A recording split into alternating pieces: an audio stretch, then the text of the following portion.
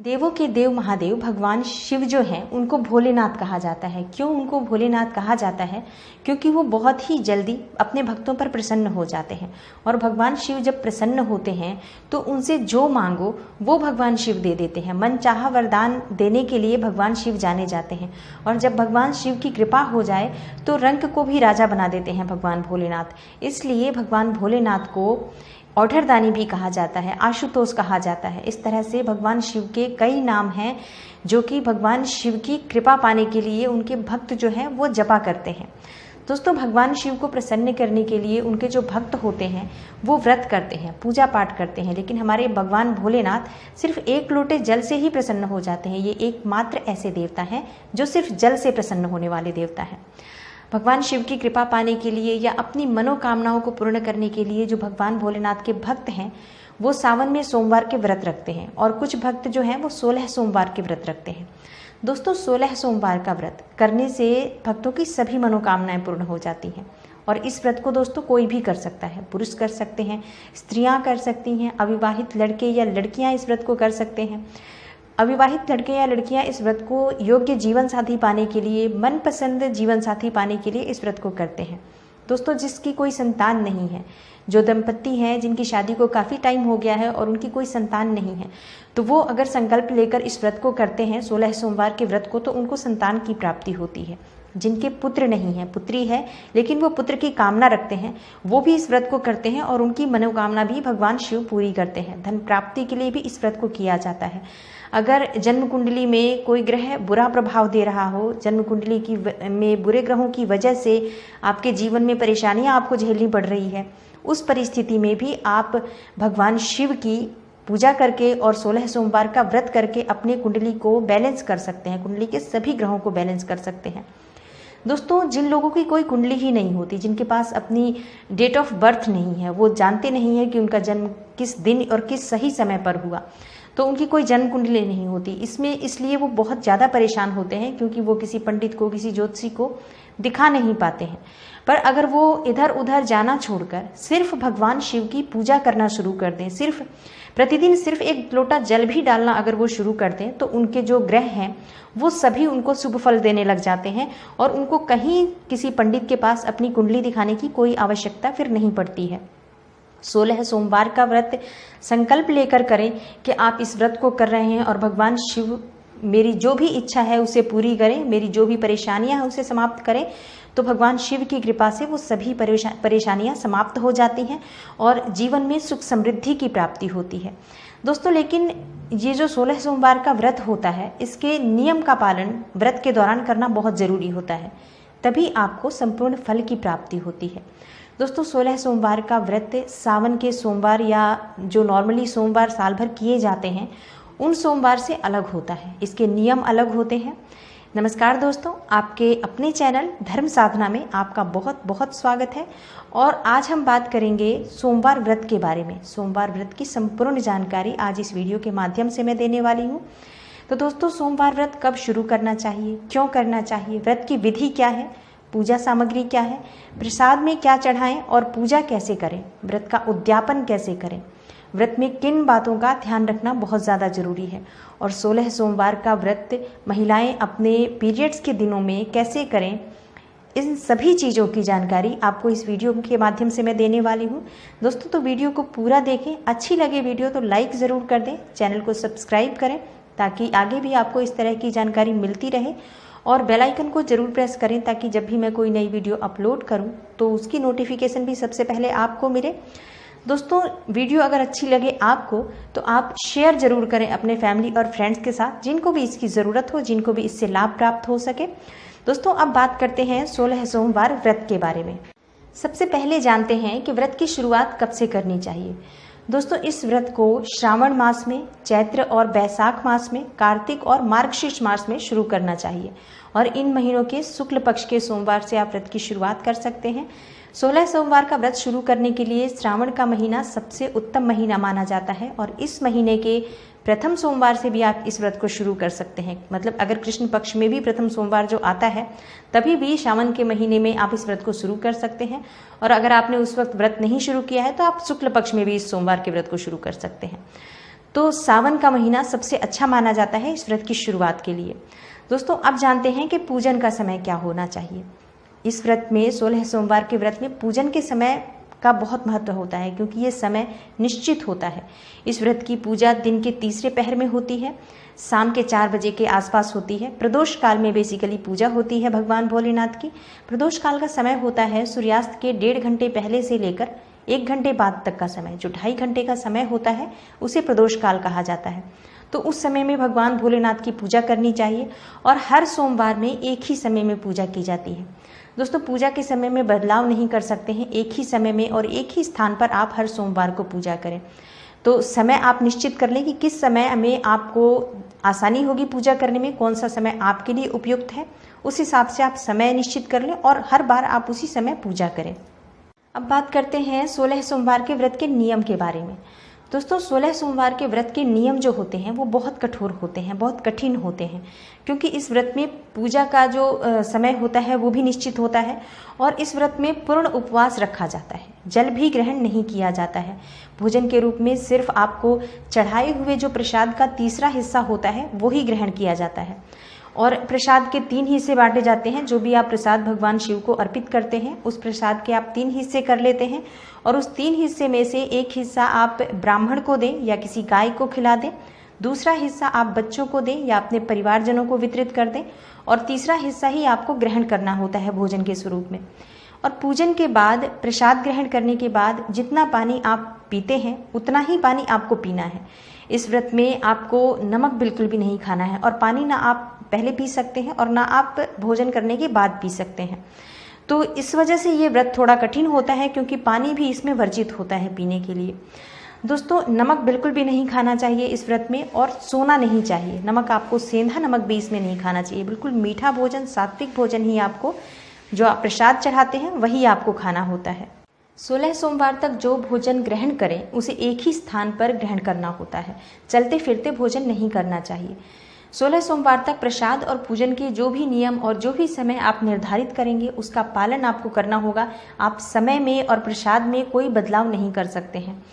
दोस्तों इस दिन पूर्ण रूप से ब्रह्मचर्य का पालन करना होता है। इस दिन झूठ नहीं बोलना चाहिए, किसी की निंदा नहीं करनी चाहिए। व्रत के दौरान पूरे समय आपका ध्यान भगवान शिव के चरणों में होना चाहिए, उनके स्मरण में लगा रहना चाहिए और इस व्रत को करते समय पूरी तरह से भगवान शिव को समर्पित हो जाना है। वो पूरा दिन आपका भगवान शिव का दिन है, तो पूरी तरह से शिवमय होकर आप इस व्रत को करेंगे और दिन में भगवान शिव के पूरे दिन ओम नमः शिवाय के मंत्र का जाप करते रहें। हृदय में, मन में अपने बोलकर, जैसे आप कर सकते हैं पूरे दिन आप भगवान शिव के मंत्र का स्मरण करते रहें। नमः शिवाय, ओम नमः शिवाय। दोस्तों आप जानते हैं व्रत की पूजा विधि क्या है। सोमवार के दिन जिस दिन आपको व्रत करना है उस दिन आपको प्रातःकाल जल्दी उठना है। सूर्योदय से पहले उठ जाएं उस दिन और नित्य कर्म के बाद आप स्नान आदि से निवृत्त होकर स्वच्छ वस्त्र धारण करें। स्नान करते समय पानी में आपको गंगा जल डालना है और थोड़ा सा काला तिल डालना है। तो गंगा जल और काला तिल डालकर आप उस पानी से स्नान करें। फिर उसके बाद स्नान करते वक्त आपको बाल जरूर धोना है। हर सोमवार को बाल धोकर ही स्नान करना है, ये आवश्यक नियम है। दोस्तों स्नान के बाद स्वच्छ वस्त्र धारण करें। उसके बाद आप सर्वप्रथम भगवान सूर्यदेव को जल अर्पित करें। भगवान सूर्यदेव को जब भी जल अर्पित करते हैं तो आप तांबे के लोटे में जल अर्पित करें और जल में आप अक्षत डालें, रोली डालें, पुष्प, हल्दी डालकर भगवान सूर्यदेव को जल चढ़ाएं। उसके बाद आप अपने घर में या आप अगर मंदिर जा सकते हैं, आपके घर के आसपास कहीं मंदिर है तो मंदिर में जाएं और मंदिर में जाकर भगवान शिव को विधिवत पूजा करें। भगवान शिव की उनके परिवार सहित पूजा करें। माता पार्वती और गणेश भगवान, कार्तिकेय भगवान, नंदी देवता, इन सब के साथ भगवान शिव की पूजा करें। पंचामृत से उनका अभिषेक करें, उन्हें अक्षत चढ़ाएं, पान सुपारी चढ़ाएं, फल चढ़ाएं, जो भी सीजनल फ्रूट आपको मिल जाते हैं वो भगवान भोलेनाथ को चढ़ाएं। और भगवान भोलेनाथ को पसंद है सफ़ेद मिठाई, तो आप दूध से बनी हुई मिठाई भगवान शिव को चढ़ा सकते हैं। गंगा जल से भगवान शिव का अभिषेक करें। बेलपत्र, धतूरा और धतूरे का फूल, सफ़ेद फूल भगवान शिव को प्रिय है तो भगवान शिव को सफ़ेद फूल चढ़ाएं और इस तरह से आप भगवान शिव की सभी सामग्री से विधिवत पूजा करें, आराधना करें उनकी। भगवान शिव को जल से अभिषेक करने के बाद पंचामृत से अभिषेक करें, इसके बाद गंगा जल से अभिषेक करें। इस तरह से भगवान शिव का अभिषेक किया जाता है। पहले जल से अभिषेक करें, फिर पंचामृत से अभिषेक करें। पंचामृत होता है दूध, दही, घी, शहद, शक्कर, इन सभी चीज़ों को मिलाकर, दूध, दही, घी, शहद, शक्कर, इन सभी चीज़ों को मिलाकर बन जाता है पंचामृत, और पंचामृत से ही भगवान भोलेनाथ का अभिषेक किया जाता है। उसके बाद आप गंगा जल से अभिषेक करें।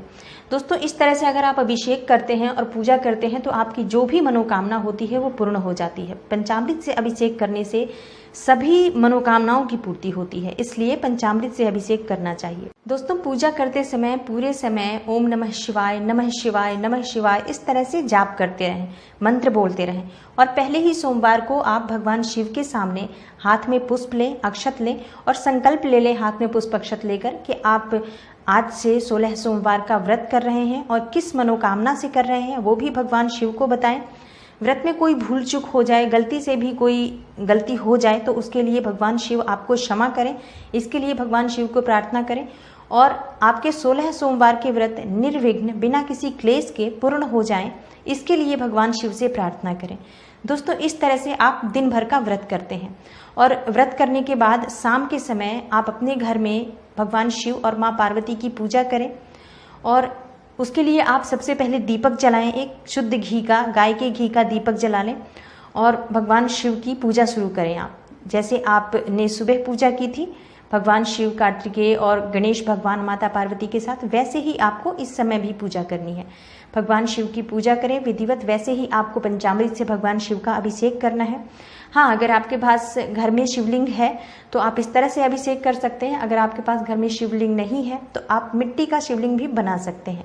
और अगर आप मिट्टी का शिवलिंग भी नहीं बनाते हैं तो भी चिंता करने की कोई बात नहीं है। आप सिर्फ जो भगवान शिव की परिवार सहित जो तस्वीर मिलती है वो अपने घर में, अपने मंदिर में ईशान कोण में स्थापित करें और उनकी विधिवत पूजा करें। जो आपको अभिषेक करना है वो आप थोड़े थोड़े छींटे डालें आप पानी के भगवान की फोटो पर और आपका अभिषेक संपन्न हो जाता है। और इस तरह से आप पूरी सामग्री भगवान शिव को अर्पित करें, बेलपत्र अर्पित करें, धतूरा अर्पित करें, फूल अर्पित करें, नैवेद्य अर्पित करें, ये सभी सामग्री अर्पित करें और भगवान शिव को फल और चूरमा का प्रसाद अर्पित करें। दोस्तों, भगवान शिव की पूजा में चूरमा का प्रसाद बनाया जाता है और चूरमा का प्रसाद बनता है, आटे को घी में भूना जाता है और उसको फिर उसमें चीनी मिलाकर चूरमा का प्रसाद बन जाता है। यही मुख्य प्रसाद होता है। लेकिन इस प्रसाद में एक चीज़ बहुत ध्यान देने वाली होती है कि पहले सोमवार को जो आटे का आपने मात्रा जो आपने आटे की ली है उतनी ही मात्रा आपको हर बार लेनी है और उसी तरह से आपको प्रसाद बनाना है। आप भगवान शिव को प्रसाद में कोई फल भी चढ़ा सकते हैं, तो जो भी फल आप चढ़ाना चाहते हैं, जो भी फल आप पहले सोमवार को चढ़ाएंगे और जितनी मात्रा में चढ़ाएंगे उतनी ही मात्रा में आपको फल भी प्रत्येक सोमवार को वही फल चढ़ाना है। तो ये आप डिसाइड कर लें कि आपको कौन सा फल चढ़ाना है और हर बार आप उतनी ही मात्रा में वही फल चढ़ाएं। इस तरह से आप भगवान शिव को चूरमा का प्रसाद और फल अर्पित करें, भगवान शिव के मंत्रों का जाप करें और 16 सोमवार व्रत की कथा पढ़ें। दोस्तों, इस 16 सोमवार के व्रत में जो सबसे अधिक फल प्रदान करने वाली चीज़ होती है वो मंत्र जाप होता है। नमः शिवाय का जो मंत्र होता है उस मंत्र की आप हर सोमवार को कम से कम 11 माला, 21 माला, जितना आपसे संभव हो वो जप जरूर करें। आप शाम के समय कर लें, आप सुबह के समय कर लें, कोई एक समय निश्चित कर लें आप कि ये आपके पास समय है, उस समय आप इतना जाप कर लें। आप संकल्प ले लें कि मैं इतना जाप हर सोमवार को करना चाहता हूँ और हर सोमवार को आप उतनी मात्रा में मंत्र का जाप करें। नमः शिवाय का जाप आप कर सकते हैं या आप महामृत्युंजय मंत्र का जाप कर सकते हैं, या आपकी अगर कोई मनोकामना है जिसके लिए आप इस व्रत को कर रहे हैं तो उस मनोकामना से संबंधित मंत्र का जाप करें। लेकिन मंत्र जाप आप अधिक से अधिक संख्या में करने की कोशिश करें। मंत्र जाप से क्या होता है कि मंत्र जाप आप जितनी ज़्यादा संख्या में करते हैं उतना उसका प्रभाव बढ़ जाता है, उस व्रत का प्रभाव बढ़ जाता है और मंत्र जाप का एक ऑरा सा बन जाता है, आपके आसपास एक सुरक्षा कवच बन जाता है भगवान शिव की तरफ से कि आप इस घेरे के अंदर आ जाते हैं, आप भगवान के भक्तों में शामिल हो जाते हैं। तो आप मंत्र जाप की संख्या अपनी अधिक से अधिक मात्रा करने की कोशिश करें। दोस्तों, इस तरह से आप भगवान शिव के मंत्र जाप करें और 16 सोमवार व्रत की कथा की पुस्तक पढ़ें, भगवान शिव की कपूर से आरती करें, क्षमा प्रार्थना करें कि अगर व्रत में कोई भूल चूक हो गई हो तो उसके लिए क्षमा करें। उसके बाद आप प्रसाद जो आपने भगवान शिव को चढ़ाया है उसके 3 हिस्से कर लें। जो भी प्रसाद आपने चढ़ाया है, चूरमा चढ़ाया है, केले चढ़ाए हैं इन सभी के 3 हिस्से करने हैं आपको, और एक हिस्सा आप गाय को दे दें, या गाय ना मिले तो आप ब्राह्मण को दे सकते हैं। अपने परिवार के सदस्यों को एक हिस्सा वितरित कर दें, और तीसरा हिस्सा आप स्वयं ग्रहण करेंगे प्रसाद स्वरूप, भोजन स्वरूप, जो भी आप मान लें। इस तरह से आपका व्रत और पूजा पूरी हो जाती है दोस्तों। और रात्रि के समय भगवान शिव का स्मरण करते हुए ही सोएं। पूरे दिन आप भगवान शिव का स्मरण करते हुए बिताएं। इस तरह से आपकी एक दिन का ये व्रत होता है वो पूरा हो जाता है, और ऐसे ही आपको हर 16 सोमवार तक ये व्रत करना है। दोस्तों, आप जानते हैं कि उद्यापन कैसे किया जाता है 16 सोमवार के व्रत का। दोस्तों, 16 सोमवार का व्रत करने के बाद 17वें सोमवार को इसका उद्यापन किया जाता है। कुछ लोगों को लगता है कि 16 सोमवार के व्रत में 16वें सोमवार को उद्यापन कर दिया जाता है, लेकिन ऐसा नहीं होता है।